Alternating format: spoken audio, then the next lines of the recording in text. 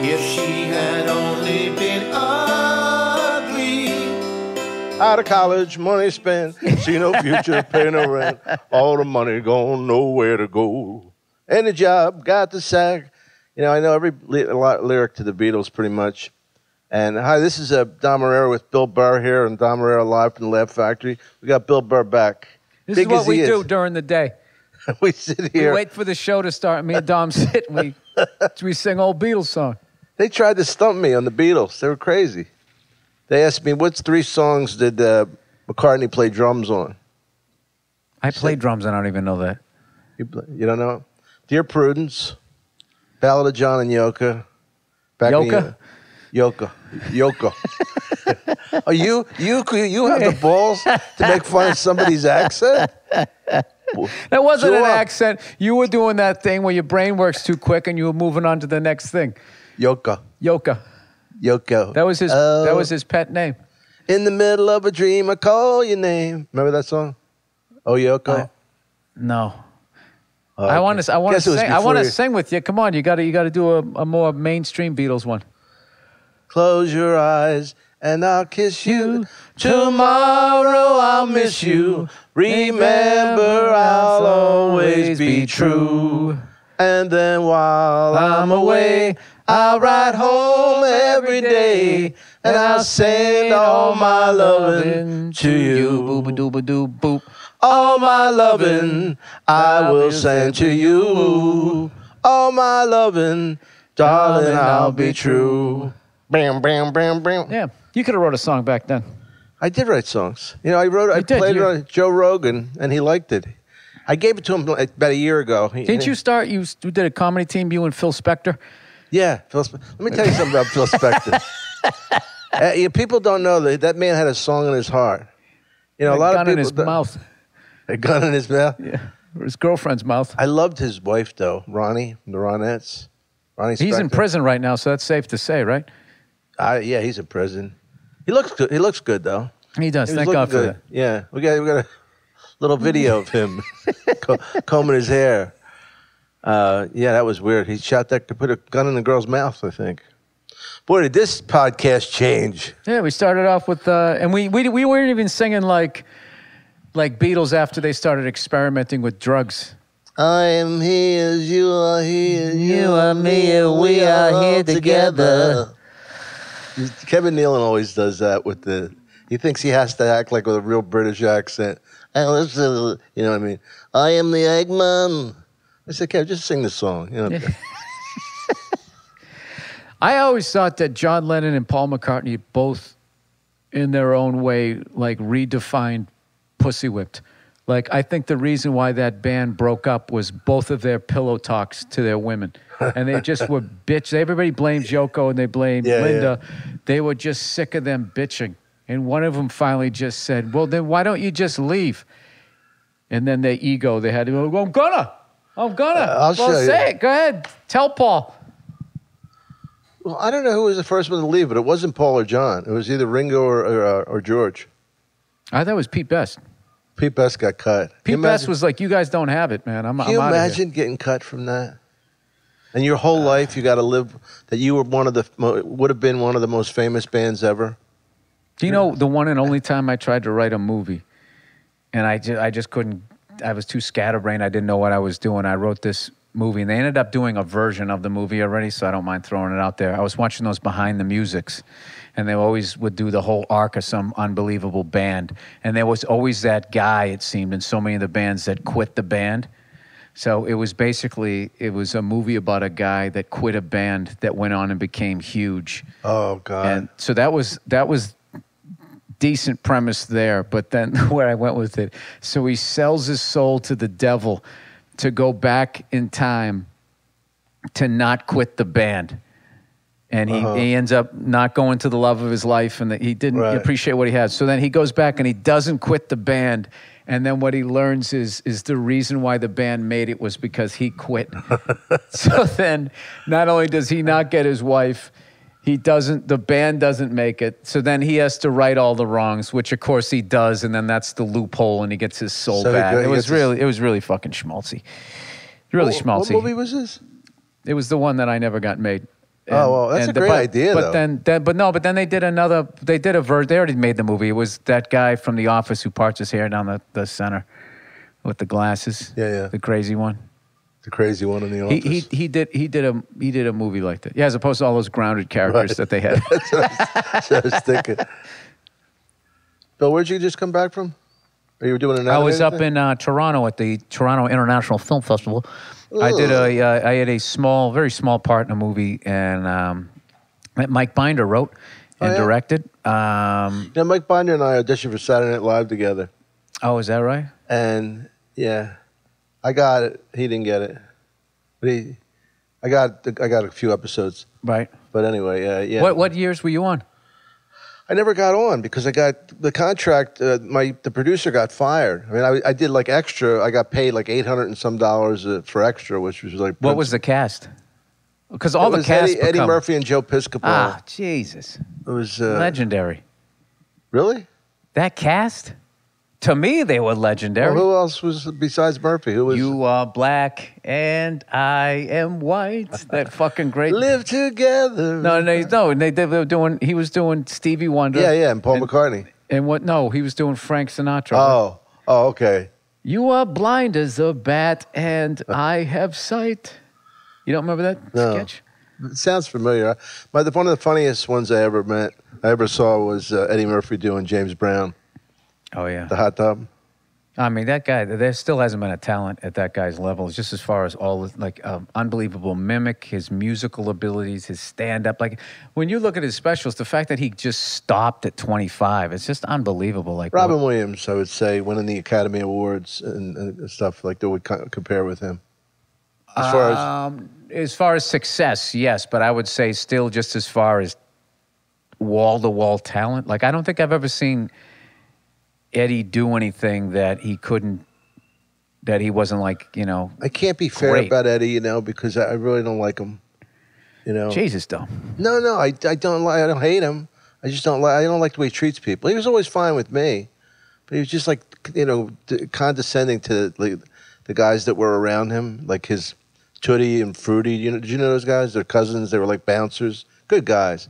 They would come into the Improv with walkie-talkies and shit. At the Improv, nobody gives a fuck. You got Robert De Niro sitting there. Nobody bothers anybody. But Paul McCartney was down there the other night. Was he really? I swear to God, and I missed it. He was down there, and he was in between his gigs, where the Dodgers play and where the San Francisco Giants were. He hung out at the Improv, and I missed it. But continue. So that's really cool. What night was that? The night that he played Dodger Stadium. Yeah, well, he had already finished his Dodger Stadium run. Oh, I see. So he was just hanging. He had a night off from the road, which is funny because as comics we've all had that, but it's usually between the Chuckle Hut and whatever. This guy's between Dodger Stadium and he's got he has the same road schedule as the Dodgers, which is crazy. So how could he fucking do stadiums still? That's amazing. I wouldn't go see him in the stadium. I love him, but I heard it's an amazing show. I mean, you're looking at is one of the Beatles. I mean, the Beatles is kind of widely considered the benchmark as far as the greatest groups. And as the years go by, there's a lot of young people that, especially like when their shit came out on iTunes, like it's hard 50 years after they made it to try to and forget the 50 years of music that came after them to see how original they were. And every kid in my family followed the Beatles, and it was never proselytized into doing it. They always did it. They found them on their own. What I love is that they came out of the gate like this boy band, where it was all these covers. Thanks, Greg. I appreciate it. Greg, our producer. Greg, Bill thank Burr. you very much. Bill Burr is one of the strongest comedians in the world, and I've been all over. English-speaking world. No, anyway. This guy here, his arm wrestling skills are ridiculous. Did we ever arm wrestle? No, I've heard about it. You got that Philly strength. A little monkey man. You got that Philly strength. But anyways, I just love how the Beatles came out and they just had, it was like a boy band. Like it was all covers, and they really should have been like a flash in the pan. Like, did you ever see that Flintstone episode where they talk about bug music? They were making fun of the Beatles. They were going like, bug music, I can't stand bug music. And it was a bunch of fucking giant-looking bugs with their haircuts And this song was, yeah, yeah, yeah. He said, yeah, yeah, yeah. We said, yeah, yeah, yeah. And then they just scream, yeah, which is basically making fun of She Loves You. Right. And they made fun of them, and they also made fun of Elvis. That whole thing. Whatever happened to that Georgia boy? Whatever happened to that Georgia boy? I think they were making fun of Elvis because he had gone into the military and all that. I read a lot. Where's the camera? I read a lot into the Flintstone episodes. Yeah, that's where you get a lot of your knowledge. He was my topical material from the Stone Age. He was. I was a Jetson man myself. I love the Jetsons. I looked to the future. Dun, dun, dun, dun. But Elvis tried to get the Beatles deported. That was the rumor on that, because he was friends with the FBI. He was hooked up with all those guys, and he was so jealous of them that he did something that is about attention. The first time they were on the Tonight Show, Ed Sullivan goes, and we have a telegram from Elvis Presley and Colonel Parker wishing you the best success here in the United States. So, like, in other words, in their moment in the sun, their incredible moment, Elvis has to get heard. Like he's this deity. Yeah, looking down upon them. Oh, blessing yeah, kiss my ring or whatever. Yeah. I bet Elvis had no idea, and the Colonel did that himself. Probably. Elvis? He's probably out eating a peanut butter and banana sandwich, wasn't he? Remember the Elvis joke? No. Elvis would be on stage when he was getting fat in Vegas. Excuse me, ma'am, are you going to finish them potatoes? Yeah. You never heard that joke? No. Yeah. That was all the rage when I first started out. Everyone was doing a fat Elvis. They were still doing it. Really? Yeah, in the early 90s. You started... No, wait. No. That was all the rage when I would watch stand-up. What am I thinking of? When I was starting, it was still Schwarzenegger, Jack Nicholson. Jack Nicholson, that's the one that got... I mean, I'm thinking now, why would anybody start doing a Jack Nicholson, like in the 80s, after you saw like 50 guys do it? Yeah. I remember there was a guy who he used to do Arnold, because everybody had a bit. And he used to do Arnold Schwarzenegger inspecting your car. I don't know why. Like in Massachusetts, you had to get an inspection sticker. Yeah, we had that in Pennsylvania. To make sure that your car was all right. And he would like put the glasses on and turn around and just go, "Yo, blinkers." There was no joke. And he'd just be standing like he was huge. "Turn on your wipers." And there was no joke. Really. It was just... He was just talking like, I'm not saying the guy was a bad comic. We were all brand new. And I remember he'd be sweating profusely because we were all fucking nervous. And even then, I remember watching that joke just going like, okay, you can kind of do the impression, but there's really no joke here. It's just like, you could just be reading a phone book right now doing it. Did you ever see Angel Salazar? Oh, yeah. Check it out. What he used to do? Check it out. Yeah. Check it out. He did one thing that got the biggest laugh of anything besides Harry Basil, when he would take 3 raw eggs as Rocky, and then he spit them out. And when they spit them out, the fucking audience, you can never write anything that would get that kind of laugh. Not anybody, just you. Right. But Angel Salazar would do this thing where he put lipstick on and some makeup and then a wig, and he'd turn around and it would be Tina Turner singing "What's Love Got to Do with It?" And he did nothing. No impression, not even lip singing. He would just go, well, it's, like he just sit there. It was the stupidest fucking thing. People were applauding, crying. It was like that. Was that me? Either that or somebody just had an idea. I got an idea. A light bulb. Did you ever hear about the Angel Salazar room in Atlantic City? What? There was a rumor. I shouldn't say it. You should say it. All right. Well, at this point, I don't mean any disrespect. There you go. Angel. Disclaimer. Disclaimer. Allegedly, he, they had the comedy condo down there for the Tropicana Comedy Club. I heard it, yeah, and he hooked up with some woman, and it was her time of the month, and he banged her all over the fucking room, and then just left. And then the cleaning lady came in. It looked like a murder scene, and she quit. And allegedly, there was still stains on the windowsill behind the headboard. Her twat explode? Yeah. So that's what people said. So I had heard this story. I first heard the story. There was no comic name and there was no location. And as I got closer and closer to the gig, I found out that that's, or whatever. Like, oh, I remember how I found out. I was doing the Tropicana Nobody's ever gig. done that in those chairs, by the way. Oh, sorry. No, I don't care. I just hope it doesn't fall. I was doing the Tropicana gig and somebody said, oh, you stand, he goes, and somebody says, that's the angel room. Oh, I go, what room? And he tells me, I go, get the fuck out of here. Yeah, there's still bloodstains on the windowsill. And I look behind the bed, and there was these brown fucking stains. I swear to God. I don't know if any of that's true, and I shouldn't have said his name. No, it doesn't matter. But it's not slander. He used to, we worked at a Comedy Store in the 80s in Vegas, and he would close the show because he had all these props and shit. And every week he would always end up picking up the daughter of a young mother. Like illegally, well, I shouldn't say So what that. are we doing now? I don't know. I'll check it. No. Why are we all of a sudden talking about him like this? Yeah, we shouldn't put that We got to on. stop. Anyway. And then he would take all his gig money and buy library books for the underprivileged. He would go to me, Dominic, seriously, brother, do you think I could get AIDS from this? Like fucking somebody without a rubber. I go, well, I guess. I don't know. It's what they say. It's hard for men to get it. I go, how about cocaine? Could that kill me? I go, yeah, it could fucking kill you. It's like it fucking speeds up your heart. Oh, shit, I got to stop, huh? He didn't realize he did it every fucking week. It was so crazy. Yeah. Great guy. Great guy. You know what I like get about, out of this. You know what I like about the early Angel? He had a song in his heart. You should have seen his Tina Turner, though. It was nothing. It got the biggest fucking laugh. I remember that was used to kill me when the John Wayne Bobbitt. We're gonna go down hacky comedy road here. And remember John Wayne Bobbitt? Of course. That was the one where the woman cut off his dick. Yeah. They threw his dick. The amount of people that why is there so many flies in here? It's me. The amount of people that did bits about it where there was no joke. All they did was say what happened. Yeah. So they would just be like, so this guy, his wife cuts off his dick, and everybody's like, ah.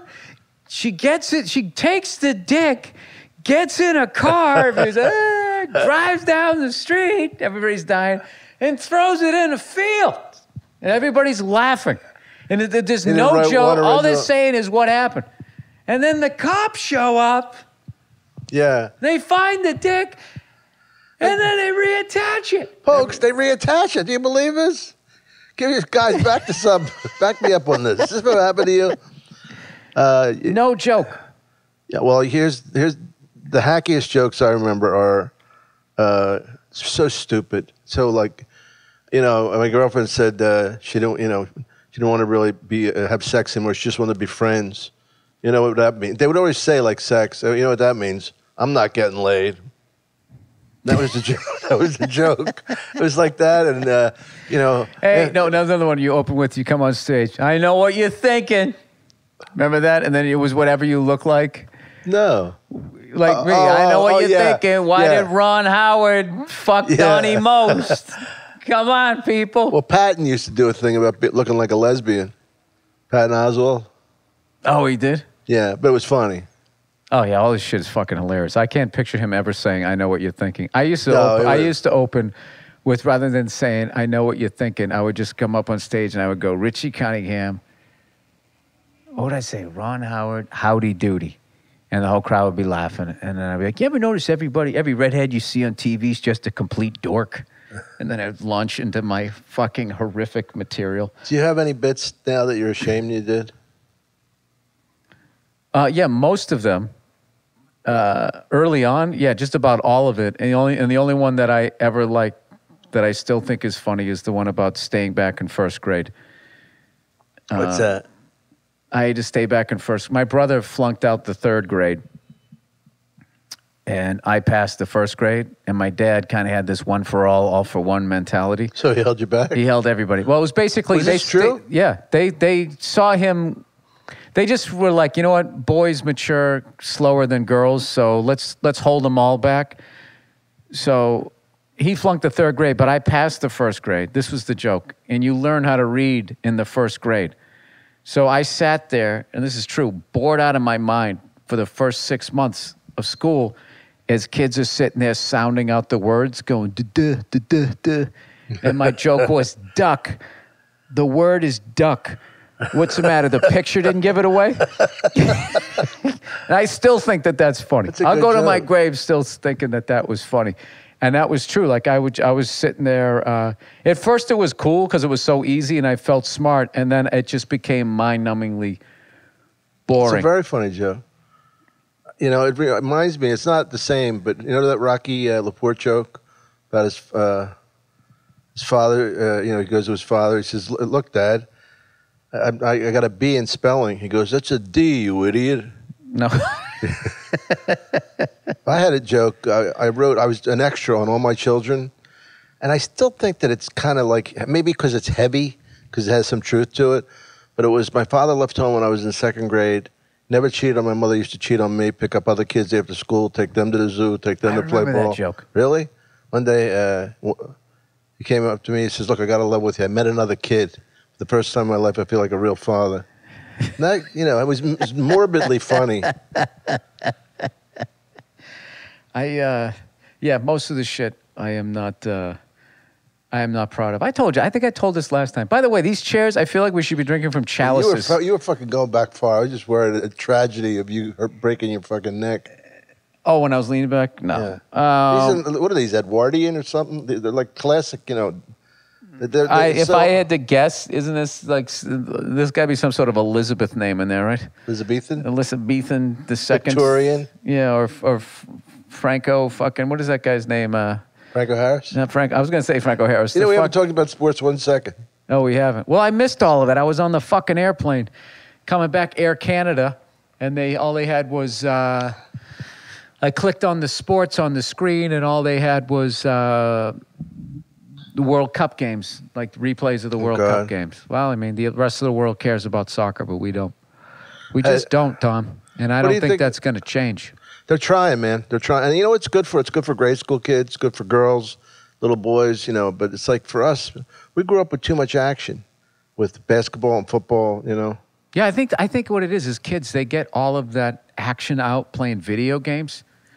Yeah. And then they're fat because they don't go outside. And then they just sort of waddle out and they kick the ball around. Because you don't really have to be in good shape to play soccer. Because you're not, like in basketball, there's only 5 on each side, and it's close. Yeah. So you can't fucking hide. And there's like 26 guys on each team. Yeah, you could take a casual. 25 or 26, you know? How many is it really? I don't know. I just love that there's maybe Europeans watching this losing their fucking minds. They're all in shape. I love doing that. Like I fucked up last week and I said that the SEC won all the major trophies last year because I saw this commercial. I was half asleep, and it turned out it was the ACC. And I got so many fucking tweets. Hey, fuckhead, it was actually the ACC, not the SEC. So this week I was going to continue talking about how the SEC won everything and just try to do it as sincere as I could just to see how many people I could get fucking losing their minds. But I ended up, I forgot to do it. I was too busy making fun of NFL pregame, which I never watch, but I was stuck at the airport waiting to get on my plane. I cannot fucking watch it.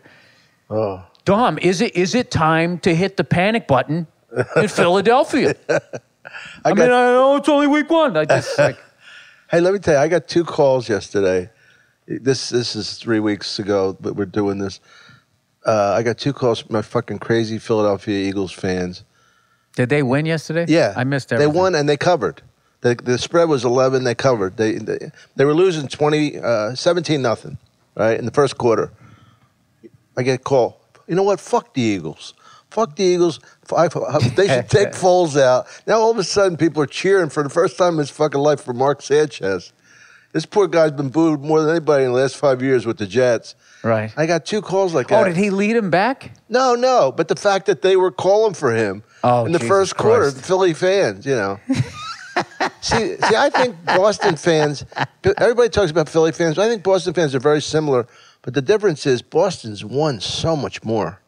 You know what I mean? Like lately, the last 10 years, we made up for. No, but you had the fucking Celtics, historic team that can never be duplicated. Nine in a row. You know, are you fucking kidding me? Well, Phil, I mean, if you're going to go up, I mean, pretty much anybody can beat Philly other than Cleveland if you're going to talk about championships because I mean, the Phillies have I think, lost. that was a little bit. It was a little bit hurtful. You were on my show. All right. You coming? Yeah, like That wasn't about you. That was just about. It was a dig, Bill. It was a dig, but not at you. It was a dig because I like. You like what?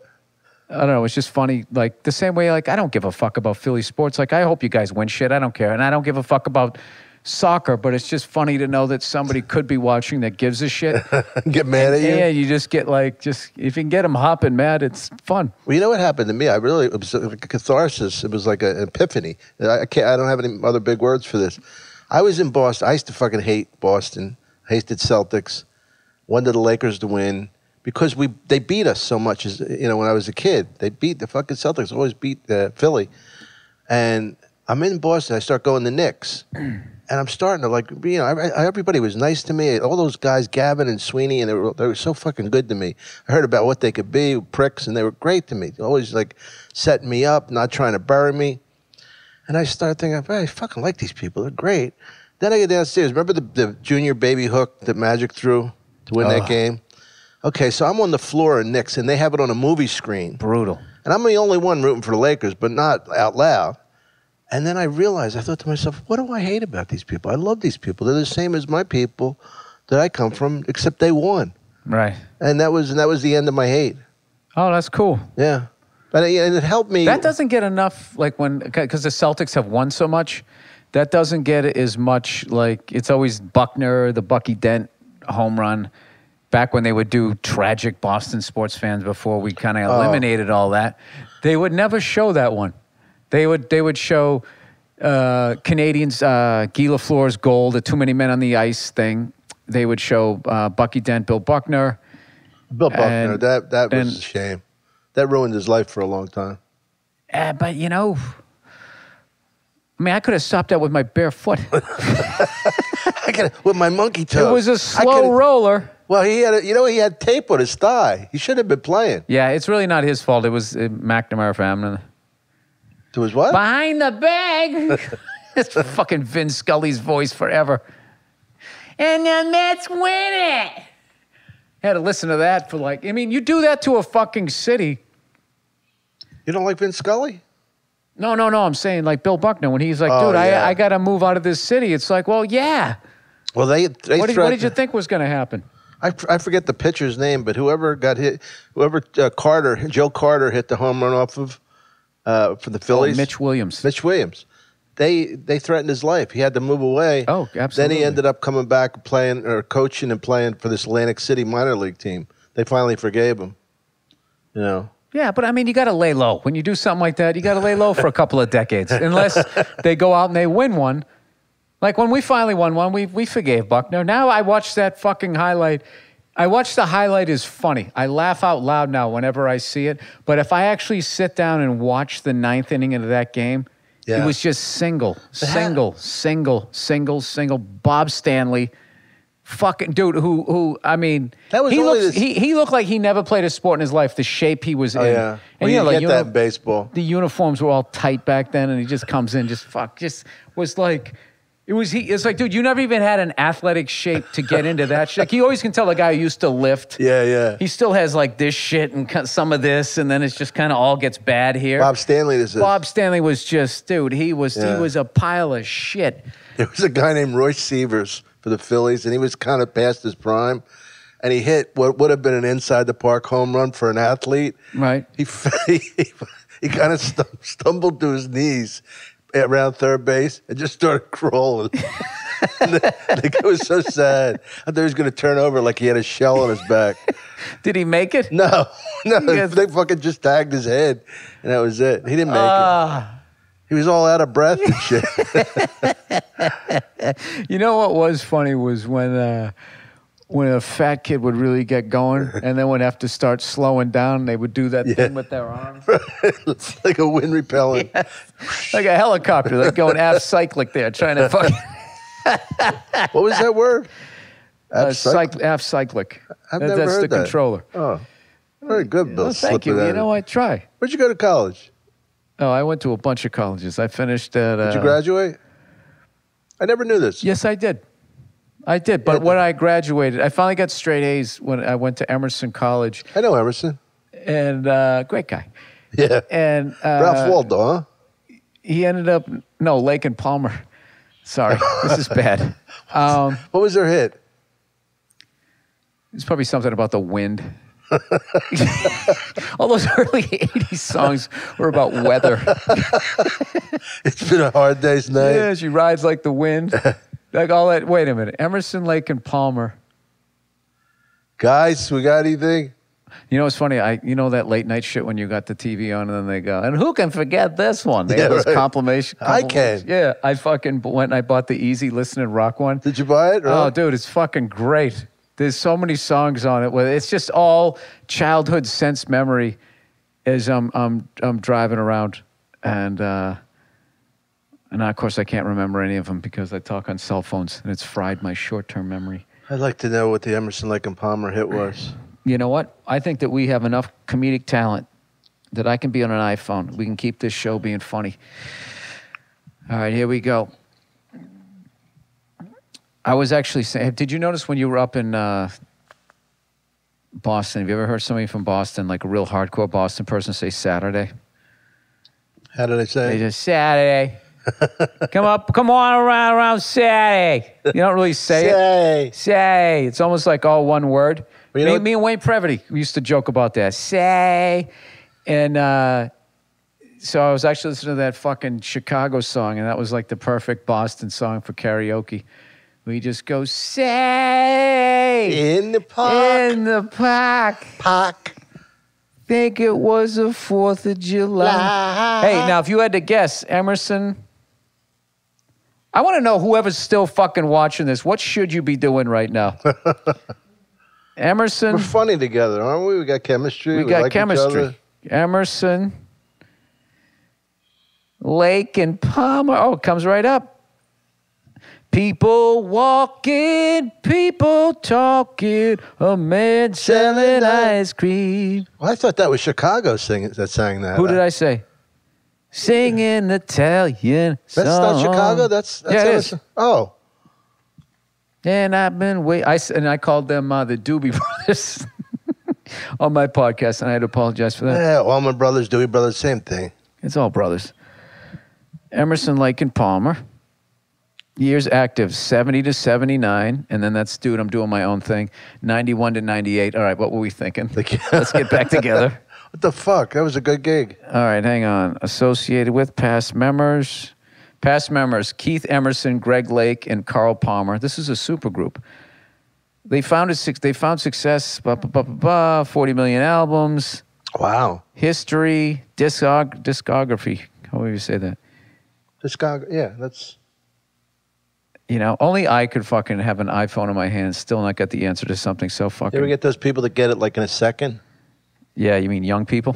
Is that what they're called? C'est la vie? Was that them? C'est la vie, c'est la vie. I don't remember that. That's just the way it is.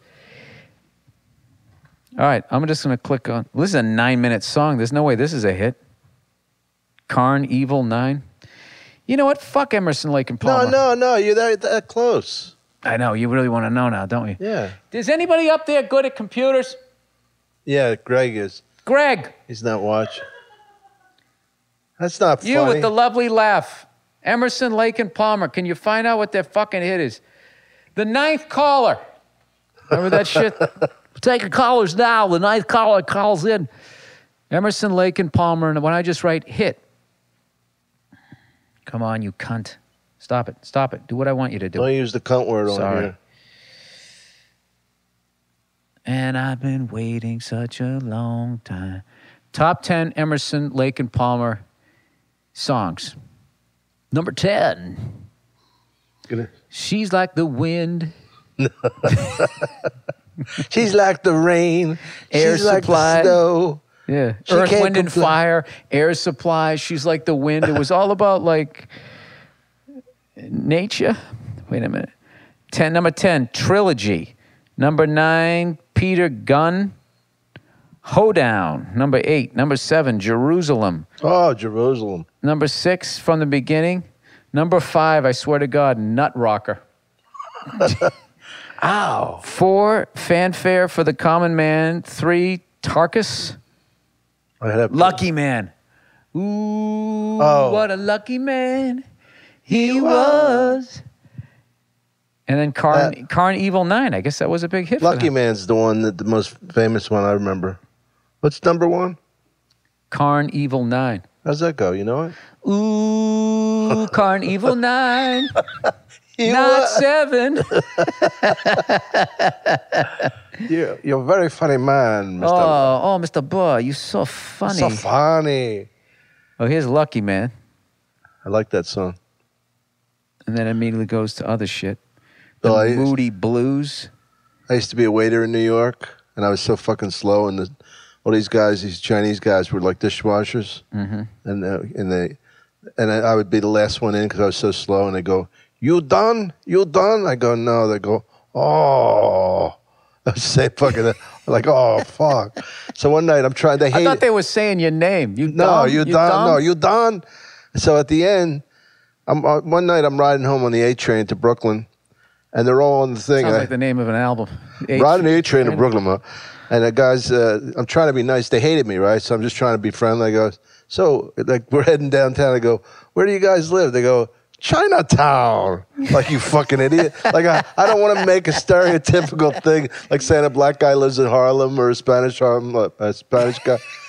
Chinatown. The dick face? What's your favorite sport to watch, to play? I probably like hockey. Yeah, see, I don't know hockey like you. You really grew up with hockey. I kind of fell into it. My parents were from the Midwest, so they weren't into it at all, and I just started watching it around 6th, 7th grade. Around 1980, 81, when Ray Bork was still number 7 and had the porno stash is when I started watching. And I thought it was, immediately, I loved it. I loved the violence of it. I loved that you could fight. It's great. It's a great game, yeah. But I definitely like football. It's cool. Well, you know what I like about football? Baseball in October. Like, there's certain sports I like playoff baseball, I love. Basketball. The NBA, I don't know. I think the NBA is filthy. I think it got really bad there for a minute, and they were able to kind of blame it on one referee. You know what I mean? Yeah. Yeah, it just seemed like it was, you know, at the end of the day, Well, I always felt that Laker Kings series was fixed. that guy worked that one. He also worked that one when they fucking beat Portland. It was brutal. It's very shady. Like, I don't know. For years, I was just watching, just going. What it was the inconsistency of the call, where it was just no blood, no foul, then they're calling everything, and it's just like, these guys, they're shaving points. Something's going on here. I don't know what the fuck's going on. This doesn't seem right. I've watched enough sports to know that this looks fucking weird, and I shouldn't know that as a fan. And what killed me is everybody's, you fucking conspiracy theorist. Well, we think the moon's made out of cheese. 9/11 is an inside job, blah blah. And then they bust a ref for fixing games. Oh, yeah. And I'm like, vindicated, and all the NBA fans are just saying, it was one guy. Just one guy. Really? Yeah, right. One guy. Fixing those games, and like, dude, if you were on an I think officiating he's out of jail crew, now. If you were on an officiating crew, right? Yeah. And somebody on your crew was shaving points, how long would it take you to figure it out? Right. Yeah, you know what I mean? It's a little weird. So either they kind of hung in there and helped out the investigation. I don't fucking know. Yeah, I didn't even care that much about the fixing the games. What bothered me was a lot of the refs got first-class tickets and traded them in to go coach. That, to me, was unacceptable. Why? Because it's just like fucking, it's so classless. Like, they gave them first-class tickets. No, it just shows you that if you're going to fix the game, those are the guys, because not only are they getting underpaid, they also the level of power. They have more power than any referee in all 4 sports, without a doubt. They have the most power. They can sit down stars. They give them 2 quick fouls. That's it. Yeah, they can. Like, you can't sit Tom Brady. Like, he has to do something. Like, he'd have to spit in a player, so you have to eject him. Yeah, you're right. You can't put him on the. I guess you can put him on the sideline. But every time he has a big play, you keep him off the. But he's still going to come out every time they have the ball. Although a guy who calls balls and strikes is pretty powerful because he can make a lot of walks that are marginal. You know? Absolutely. But I'm saying, nobody can. No, that's true. Can sit a guy down. It ruins fucking games. You know, you got a guy who's got three fouls in the first quarter. Dude, the last time the Celtics and Lakers met in a Game 7, I mean, that is the NBA. That's 33 championships between the two of them. Yeah. That fucking game got decided at the foul line. And they called 30-something fouls on the Celtics and, like, in the teens on the Lakers. And I'm not saying that if they just let them play that the Celtics would have won, but it was just so fucking anticlimactic. Like, it didn't have, you know, a three-point. It didn't have, like, the fucking baby skyhook or anything like that. The biggest thing was Ron Artest hit a three-pointer. Yeah, I remember with that. like, I don't know how much time left. But other than that, it was just, they just foul. And then they were just taking unguarded shots. It was like that year of the World Cup where it came down to like penalty shots. Yeah. That was really bad for it here in America. Because that was one of the first years they tried to make us give a fuck. And we sat down and watched it. And we were like, wait a minute. That was when that dude from Italy missed it. And Maradona or something? No, that was the guy from Argentina, hand of God, right?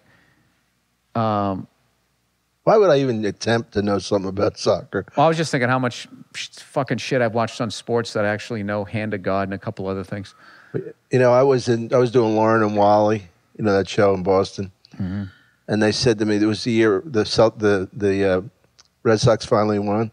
They go, who do you like in baseball? I go, I like the Yankees and the Red Sox. They go, you can't like both. I go, I can do whatever the fuck I want. I'm thrilled. I can't like both. I said I like it because I like the teams. I like the players. It's exciting. I can't watch fucking Cleveland Indians play Seattle in April. Yeah. I could watch the Yankees and Red Sox, especially in those days. Yep. Yeah. I like. I'm like that in college sports. I like Ohio State, and I also like the Wolverines. I like most of the teams in the SEC. The SEC's fucking great. Yep, absolutely. I like the Seminoles, and I like the Gators. Was never a Hurricanes I was fan. because of going to college down there, but they were a bunch of hoodlums. But I just didn't like their helmet. I didn't like the way that looked, and that's a good reason. Yeah, I mean, because I'm not into the fucking. I'm not into the team. Man. Yeah, I just didn't like. Just looked like a cheap helmet to me. They had some funny players. I mean, Warren Sapp and those guys played there. They had a lot of talent. Yeah, Michael Irvin. Michael Irvin, I felt, was the only guy who was honest in their 30 for 30, because they were just fucking overhyping. Like the president was shaking that they were coming to town. It's like, dude, I came from a pro sports town, Boston. We didn't even fucking really even know you guys existed. Oh, yeah. I remember Flutie's game. You know, I listened to that on the fucking radio. I saw that. Boston College against Notre Dame? Who'd they beat? No, when on that pass, that was against Miami in the Orange Bowl. Against, what was it, Phelan or something? Gerard Phelan, yeah. Yep. And, that was the greatest thing ever, like the magic of Flutie. And like, oh, we got it. And then the guy's going, he did it. He did it. Flutie did it. It's like, well, I mean, people blocked. Phelan caught the ball, but it was like literally like this guy is like, I mean, that Doug Flutie is one of the biggest winners I ever saw as far as like just his size and his will to win. Incredible. Like everywhere he went, if they gave him a chance and let him play his game, because that was before they let people, run outside the pocket or whatever. McMahon hated him for some reason, or seemed to. Oh, is that when right? He went to the Bears. I think he was like, I like Jim. I know him, but I think he was kind of like threatened by his fame and his height, his lack of height. That pissed him off. I used to call him the midget, I don't know. So that getting back to that 30 for 30, Michael Irvin was the only one who just went, listen, we were just a bunch of punk kids acting like you. Like, I just wish, like, you get in your 40s, you look back the shit you did or whatever, or 50s or whatever, you just look back and you go like, you have to have some sort of sense of humor on like what a moron you were. But there was so many of them. I think it was because Irving went on to have a Hall of Fame career where a lot of the other ones didn't, and it just sort of ended there. So they had to be like, you know. But they had a lot of... We were 10 feet tall, and we did this, and we did that. And it was just like, you danced after you scored touchdowns. They're one of the schools that had the most players that went into the pros. Did they? Yeah, definitely. There's a lot of University of Miami. That's right, stupid freckled cunt. So you're doing the audience's thoughts about us too. Well, you know what they're thinking. If you have a Twitter account, you read it. So after a while, you actually have that. You start hearing their heckling. What's your Twitter? At Bill Burr. I like that. Mine's at Dom Irrera. Oh, it's very clever. What do you got coming up? Anything you want to plug? Dom, I do that. I do the at and then my name. I do that. Oh, you do that? Yeah, I've been doing it since like 2010 that's when where I got Rogan's it. son. I was just starting out. what do I got coming up? Brad Garrett's Comedy Club in Vegas. Oh, that's a great And then gig. Brokerage and Governors in New York. Some of my favorite gigs. I love Governors. I love going to New York and not having to deal with New York because they're the real New Yorkers. You go to New York City, you get like Portuguese sailors who thought it was a strip club. Right. You know? I love doing Long Island was depressing when I first did it, but when I started to get out there and I got to know people a little bit more, I actually really enjoyed doing that. And Governors is that great club too, where it's like you have the option of whether you want to deal with the crowd or not. Yeah. If you had a bad set, you're immediately in the green room. Oh, I love that back. That was priceless. It's great having it right there. Next comedy stop. Remember, if you had a bad set, you had to walk through the crowd, walk the gauntlet. Yeah, and God forbid you got into it with one of those maniacs that lives up there. Well, that could have been a rough club. Dude, he's taking off his clattering. Right? I didn't want to deal with any of that crap. So what's another good? You know who really liked you when they worked with you, Arlene and Harlan Jameson and the Bananas. Oh yeah, they're great people. Hasbrook Heights. Yep. It's funny how when they do it right. I mean, it's only a hotel ballroom, but they turn it into a great comedy. But it's such a sick room though. Like that was one of those rooms where you could really, like after doing those leaning on the mic stand, New York City, late night spots when you went out there. Like those clubs kind of gave you hope in a weird way. Like it was a decent crowd and you did 45 minutes and it all worked. And the sight lines are good. Yeah. And ceiling's low. You know what's funny to me? It's like the cellar. I was one of the guys that told the guy to start the cellar, to move there. And I'm not taking any credit for it, but I was one of them who said, because he says, well, I want to go to Midtown. I go, fuck Midtown. Go to the West Village. You got the Battery Tunnel coming in. You got the Holland Tunnel. You fucking crazy? And anyway, he said to see it now, and it's such a shrine by comedians. And I'm thinking, I love it. I love the cellar, but it's still a shit room. It's a terrible room. The layout is terrible. Terrible. It's like from here to that post is the back of the room, and then it's like here to that wall, it goes that way, and then this way is a little shorter. Like but everything's staged right. Yeah. Stage. I always tried to play stage left. I used to, whenever I would play that room, I would always I'd pretend like I was leaning on the wall of the piano, but I would kind of be going like this, so I'd have at least 3/4 of the room. Oh, you're right. And then you try, you get your drink of water, and then you kind of play over here a little bit, and then back, kind of doing this the way it was. But having said that, I mean, it was just a fucking. It still is an awesome club, but the layout of the room. I think the comedians make it awesome because they have so much love for, what's her name? Esty. Esty and. Manny, yeah, but Manny, the late great Manny, but Manny also was like, he just wanted to put the best guys on. So like he kind of put together this murderer's row night after night after night that then that was how like the legend of the cellar was kind of built, I felt. Because by the time I got to New York, you already knew that the cellar was the place to be. And I started going out in New York in 94, 95, and it was already a legendary place. And it was weird, around the corner, the Boston Comedy Club was also legendary just as far as... That was Barry Katz, right? Oh, my God, that fucking room. That room had my heart for a while, man. I used to get so fucking... I didn't play there much. Intimidated going on in there. By the time you were in New York, I was out here, so that's why we didn't know each other for those years. I came down in 95, September of 95. I moved here in 87. Oh, yeah. No, it wasn't even close. When did you start doing stand-up? March of 92. See, we like to end our podcast by actually getting sleepy and yawning. Well, as I had fucking El Polo Loco before I came here, so now all that shit. It's not polo, it's pollo. Pollo? Well, polo? You think it's like polo, like the fucking game? El Polo Loco. Or I got to say that. El pollo. El pollo? El pollo. Well, maybe that's what they smell. They smell the chicken grease on my face. All right, come on, man. What else you got? There's got to be something else there. I like your wristband. Did you just come back from Hawaii? No, it's my... This is nice. Remember Wonder Woman? We're just going to do prop comedy for the rest of it. Who was the first female superhero you jerked off to? Or at least empowered woman on television? Actually, it was Mrs. Ed. Mr. Ed's wife. When that show was on. I had a crush on her. Some big blonde, big busty blonde. Oh, yeah? She was cool. What'd you think of the passing of Joan Rivers, man? Top 5 all time, I say. Really? Oh, yeah. I think maybe, and if anybody ever wrote more stand-up material, be her. She was Then amazing. Carlin. Yeah.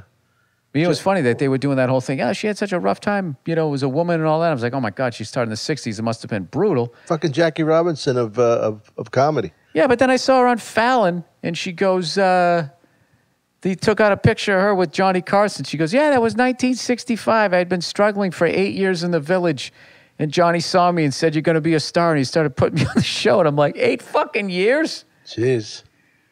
The fuck? You know, sometimes people say that to me about, you know, I just started. I'm in my 10th year. I'm thinking, you just started. I don't want to tell them, you know, I don't want to be a fucking ass and say what I had done by 10 years in.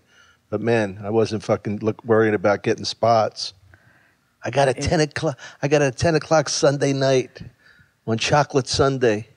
I struggled, Dom. I struggled in this business for 8 years. Did you really? No, I'm joking. Like 8 years is not struggling. 8 years, you're just figuring out how to be fucking funny, aren't you? But no, but I had like good things happen to me after a couple of years. I was lucky, I guess. I was on television in 3 years after I started, but it was Star Search, so that's the good and the bad. What did you wear on it? Leisure suit. No, I don't know what I wore. Well, I remember what years was it? Was that the 83? Okay, so 83. Oh, no, those suits weren't that bad. No.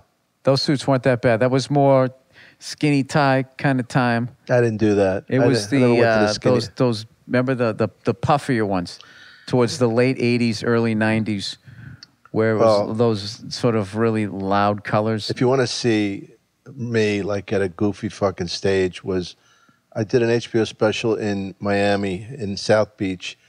And by the way, I'm fucking aggravated when I hear these guys talk about South Beach and it's Miami. They're Stephen A. Smith and those guys, they're always saying they took, you know, even LeBron, I'm taking my talents to South Beach. They don't fucking play in South Beach. They never played in South Beach. Isn't Miami, it's just in Miami, right? Miami Beach is a separate city than Miami. They have their own mayor and everything else. South Beach is part of Miami Beach. Miami itself is where, anyway, it's going to get fucking too geographical, but nobody plays in South Beach. South Beach is where you see these fucking beautiful Brazilian models walking down the street at 4 a.m. You find out they got a cock. That's where LeBron took his talents. That's where he took his talents.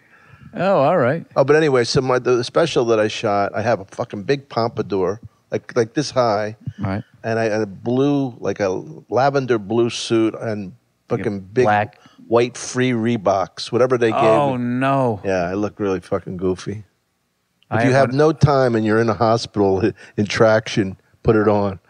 What is that a special you did? Yeah, it was like early 90s. I don't have it. The only reason why I don't have that is because I during those awful fashion times, no one knew who the fuck I was. But if I was on TV, like if you see some of my early VHS, I found a fucking picture of me. I'm wearing those Z Cavaricci puffy pants. Oh, no. A waist-length, like, leather jacket, driving gloves, and some sort of dumb hat. And I think I have my first beard that I ever tried to grow.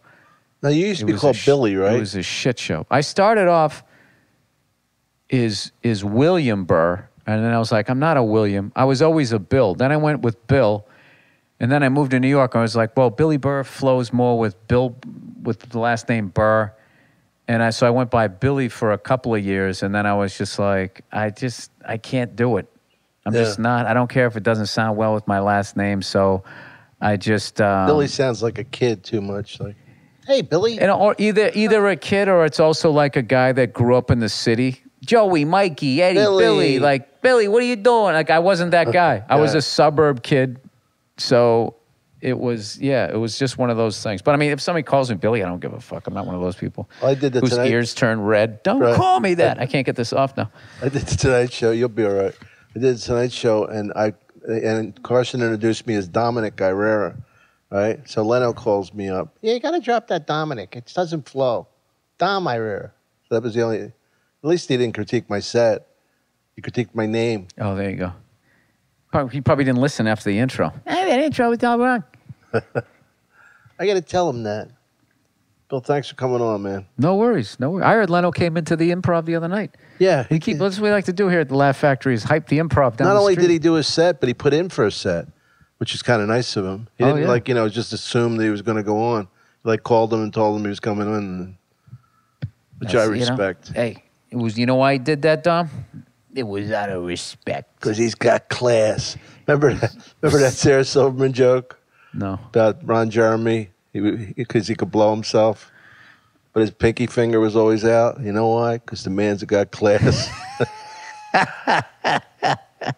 I just did a couple oddball dates with her. Had a great time. She's fun, isn't she? Yeah, she's a great person, and she's fucking hilarious. Beautiful, too. Yeah, I forget how pretty she is because she's such an old friend, and I never thought of her, I never thought of her as a woman as opposed to I thought of her as a terrific comic. Right. You know? Tom, I always felt that way about you.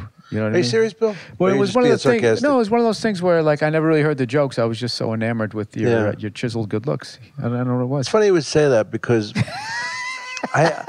when I don't look at you, you sound very attractive. Then I get startled. So you're not going to get... It's funny. All these years of knowing you, I know the second you say... it's funny you mentioned that I know you're fucking winding up. Winding up one of your insults. Yeah, keep it going for Bill Burr. You know what I like about his act? I'm like, all right, here it comes. Most comics... Go for the laugh. They try and entertain, not Bill. He's completely comfortable just coming up here and just saying what he wants to. He doesn't care if you're entertained. Hey, man, thanks for doing the show, too, the Dom Irrera Ballbuster show. I love when you come on. Time. Yeah, come on. Somehow we talked about, our conversation, we were talking about, Carol Burnett and Ruth Buzzy, and it was just in front of this young crowd. They're all sitting there fucking 18-year-old. I don't know what these old guys are talking about. Anyways, all right, I got to go run back to this fucking goddamn thing. Thanks, Bill Burr. Dom, always a pleasure. Ti amo, love you. Thanks, Bill Burr. Go see him wherever. Where are you going to be? I'm doing one of those oddball dates this weekend, September 14th. No, give us something later, 3 weeks from now. October 4th, I'll be in San Francisco at the Eddie McGillicuddy's Fungo Ranch. You can see it all. It's on BillBurr.com. I got to come back on again. We're going to sing. Look, this time we sang Beatles. We got to close out with a Beatles song. Come on. You're the big Beatle guys. You start singing it, and I'll do. I'll do the Beatles doing Roger. Was it Hammerstein? What is that? Okay, ladies and gentlemen, it's a musical. It's a musical.